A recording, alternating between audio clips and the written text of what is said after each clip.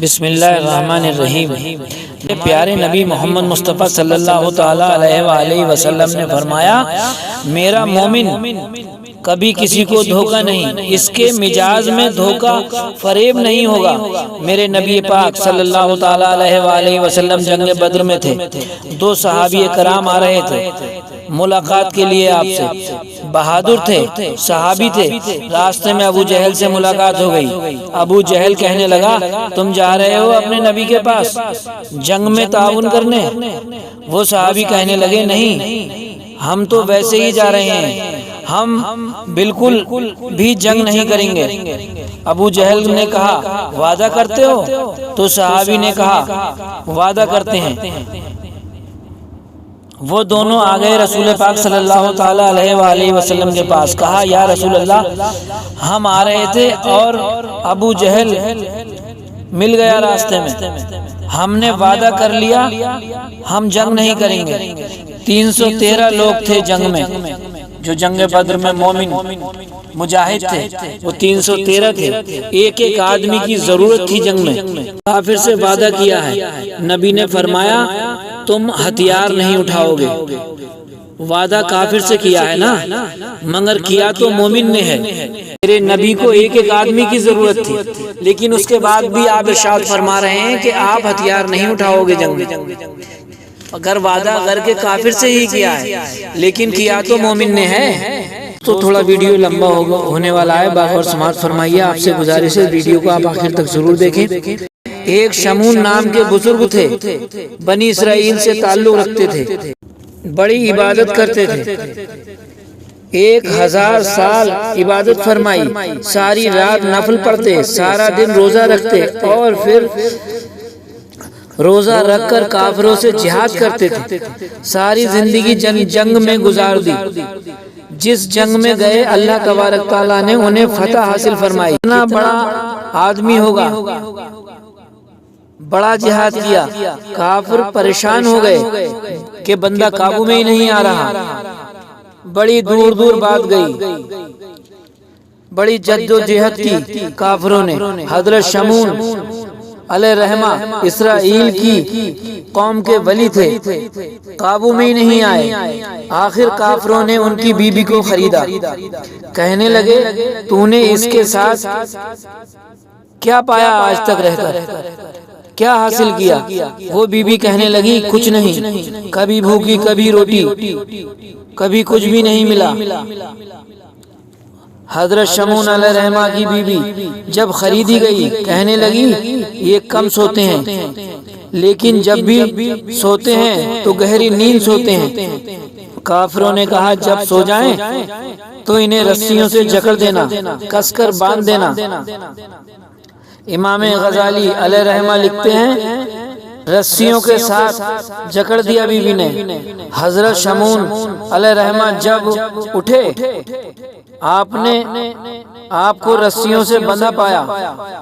آپ نے اللہ اکبر کہا تو ساری رسیاں ٹوٹ گئیں۔ بیوی سے کہنے لگے، تو نے کیوں باندھا؟ بیوی نے کہا، لوگ کہتے ہیں کہ تیرا شوہر بڑا بہادر ہے، بڑا طاقتور ہے، میں آپ کو آزما رہی تھی۔ کچھ وقت گزرا، کچھ دنوں بعد انہی کی بیوی نے حضرت شمون علیہ رحمہ کو زنجیروں سے، لوہے کی زنجیروں سے باندھ دیا۔ حضرت شمون علیہ رحمہ نے جب اللہ اکبر کہا، وہ لوہے کی زنجیریں بھی آپ نے توڑ دی۔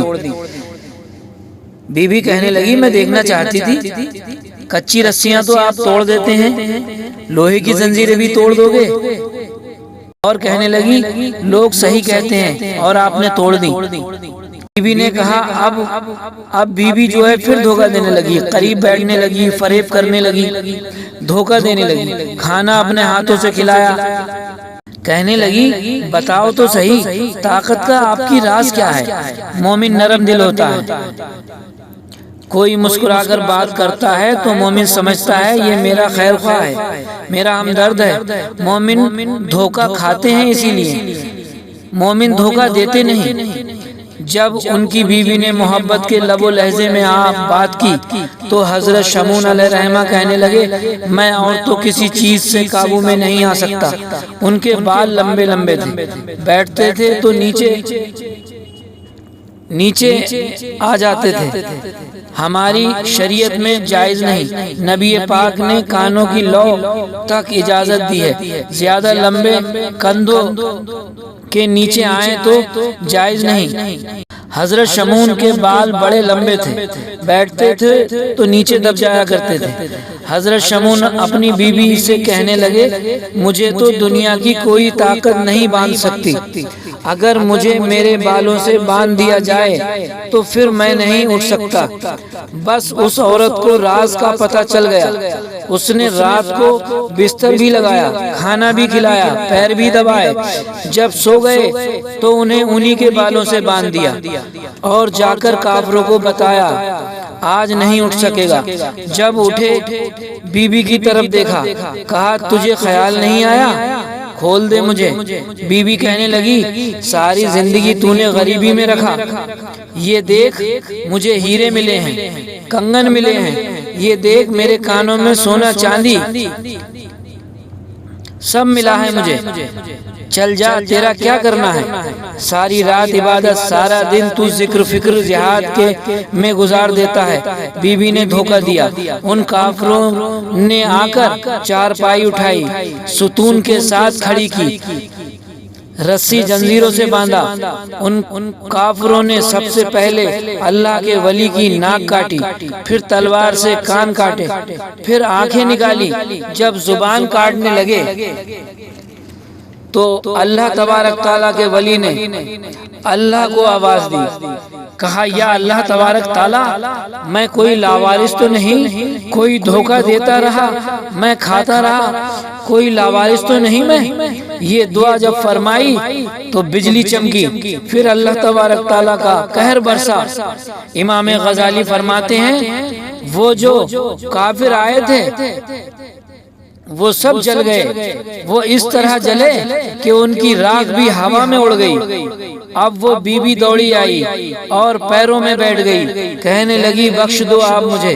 فرمانے لگے ساری زندگی میں تیرے دھوکے کھاتا رہا، اب اللہ تبارک تعالیٰ کی لاٹھی چلنے لگی ہے، اس کی آواز نہیں ہوتی ہے، اب تو اللہ کے حوالے ہے۔ پیروں سے آگ چلی، جب پیروں سے اس کے آگ چلی تو وہ چیخنے لگی۔ اللہ تبارک تعالیٰ کے ولی کہنے لگے سونے سے کہے وہ تجھے بچا لے، وہ جو تیرے ہاتھوں میں ہیرے کنگن، کانوں میں سونا چاندی ہے وہ تیری حفاظت فرمائے، کہے دولت سے تجھے بچائے۔ جلتی رہی، چیختی رہی، چلاتی رہی اور راکھ بن گئی، ہوا میں اڑ گئی۔ اللہ تبارک تعالیٰ نے اپنے ولی کی آنکھیں بھی واپس فرما دی، ناک کان بھی دوبارہ عطا فرما دیے۔ اللہ تبارک تعالیٰ نے اپنے ولی کو پہلے سے زیادہ طاقت عطا فرما دی۔